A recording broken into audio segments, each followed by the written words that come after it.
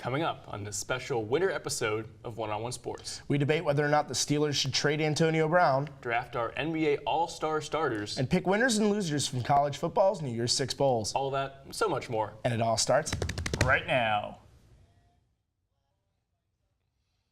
Welcome back. Did you miss us? Well, we sure missed you, so we're going to jump right into this winter special with the quick hitters. We're over halfway through the NHL season, and there's been a fair number of surprises and disappointments already for many teams. With that in mind, Andrew, who has surprised you the most so far this season? The Capitals not having a Stanley Cup hangover. Listen, they have the second best record in the Eastern Conference right now, 27-12-4, behind the Tampa Bay Lightning, who were first last year as well. They were good last year, yeah. Ovechkin has a league-leading 32 goals. No surprise Shocker, there. yeah. You thought swimming in the fountains in D.C. would change that, but no. John Carlson's 11th in the league, tied for 11th in the league in assists, which is pretty good considering the amount of assists that go around. The Capitals are keeping the momentum they had from last year, and that's the biggest thing they can do, especially considering how hard they partied after the Stanley Cup win. Yeah, I think they just want another one. They loved it so much that they're like, hey, let's get another one. I mean, it's the Buffalo Sabres. Look, this is a Sabres team that hasn't made the playoffs since 2011, hasn't won a playoff series since 2007. They've been 7th or last, 8th in the Atlantic Division each of the last 5 years. But here we are, 25-15-4, 4th in the Atlantic. They look pretty good for a team that's been bad for so long. Let me put it this way, right? So last season they got their 16th win on February 10th. This season, November 24th, their 16th win. So there's that much far ahead of the curve, and the pace from last season are already improving. This could be a good team. We could see a lot of surprises in the East come here. I don't know about the Western Conference, but the East is shaping up to be very interesting. Absolutely. Jack Eichel is healthy. He's top 20 in the league in points, and he's the team has one of the best top lines in the NHL when they're healthy. So Sabres look pretty good this Not year. much more you can ask for a team rebuilding. Absolutely not. Manchester City pulled off an impressive 2-1 win against the league-leading Liverpool last Thursday. Matt, with Man City's performance against Liverpool keeping the championship race alive, do you think Liverpool is enough in the tank to keep control of the race? I do. I just think that, first, to talk about City, we've just seen too much vulnerability from them this season. The loss to Chelsea, they're still fresh off of that.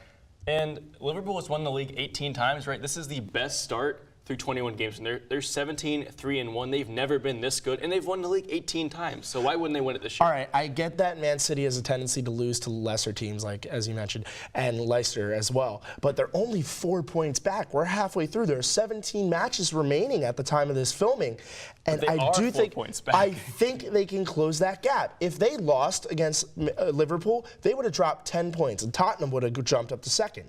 They won 4 in a row right now. A shaky December. They're gaining confidence. I think if they keep performing at this high of a level, it's a must-win for them. It comes down to midfield for me. Liverpool has looked so good on defense. They've gotten several shutouts without Joe Gomez, their best defender, but Fabinho and Naby Keita have looked so good in the midfield, and they're healthy. That is so key for the Reds. I think it's their league to lose this season. The biggest free agents in Major League Baseball this offseason, Bryce Harper and Manny Machado, are still on the market. Both players seem to have narrowed their search to just a couple of teams, which means we should get a decision in the next month.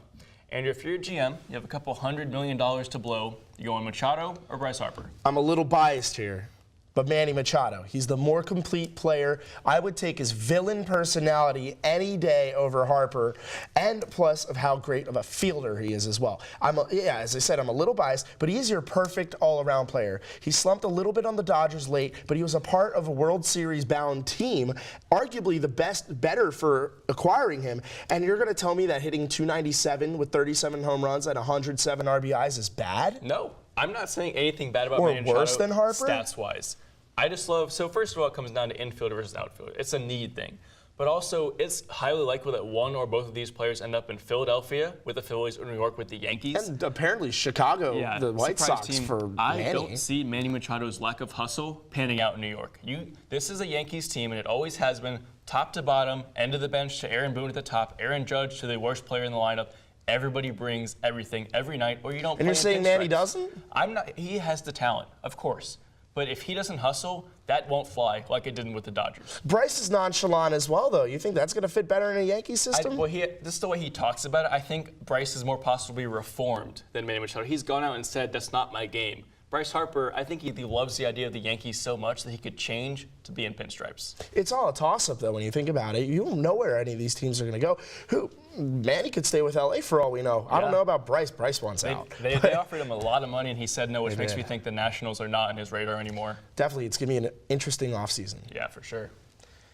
Antonio Brown's rift with the Pittsburgh Steelers grows bigger by the day. After refusing to report to practice in Week 17 and arguing with multiple teammates, the Pro Bowl wide receiver is currently planning on doing an exclusive interview with former teammate James Harrison about his future. Matt, do you expect the Steelers to trade Antonio Brown, or does he leave? And if he does, where does he end up? Antonio, what are you doing? I love it. This team has given you everything. You are the best receiver in the NFL. There is still some relationship between him and Ben Roethlisberger. They had a meeting. They worked it out. But there's still something wrong. He unfollowed every Pittsburgh news outlet. He blocked a bunch of them on Twitter as well. He's Facebook live streaming their meetings. He's arguing with teammates. How did this happen? How did it happen? He's had a great career in Pittsburgh. I think he's gone. Your question was, where's he going? The New York Jets. Nuh-uh. Get out of here, dude. Well, I'll tell you why. First of all, they have the cap room. That's a no-brainer. Also, who is Sam Darnold currently throwing the ball to? Quincy Enunwa, Robbie Anderson, Bilal Powell. They need somebody. They have the cap room. They might get Le'Veon Bell in free agency. Why not get both? Sam Darnold can be good. He needs the weapons. Antonio Brown is that weapon. I can tell you someone who's already better that would need him. Jimmy Garoppolo. And San Francisco 49ers. They need a true star wide receiver. I mean, George Kittle's a fantastic tight end, don't get me wrong. Marquise Goodwin's productive without Jimmy Garoppolo. You know, they both succeeded, but he needs a star to help him out next year. They've been flirting on Twitter as well. You know, it's like a little romantic kind of relationship right here. He followed them on Instagram, like the little cute post of him photoshopped in a Niners uniform. And George Kittle said, "Sup," and Antonio Brown had the hard eyes emoji. He had mentioned them, I think, right? Early in the season? Yeah, he had. He followed them, He's going to leave because of the drama in Pittsburgh. It's like the Days of Our Steelers is one of the YouTubers who I watched says. And I think heading to I do. I love it. I think heading to the West would make the NFC West and the NFC a whole lot more interesting. They could easily elevate the 49ers to being a NFC in the West same conference as Odell, as Julio, the other top three receivers. So then you got a lot of competition. I'll say this, one more thing for the Jets in the NFC, I'm saying. Okay. The Jets are only playing two players, $10 million plus, Tremaine Johnson and Josh McCown, a cornerback and a backup QB. So they obviously have the money. If it's about money, the Jets work. If it's about spotlight, who else is going to have the spotlight? But does he want to play with them? Is there enough talent for him to play with there? I think it's growing. This is a young team, very young, all around. You have a quarterback who's learning from a veteran. He's young, lots of promise, and there's just a lot of young talent. I think it's perfect for him. I don't see why he wouldn't go to the Jets. I don't know what to tell you. I just think you should go to San Francisco. What, you're going to compete with Tom Brady instead of competing with Josh Rosen? Come on, man. That's all the time we have for the quick hitters. But stick around, because up next, Andrew and I are heading to the draft board to put together our NBA All-Star teams.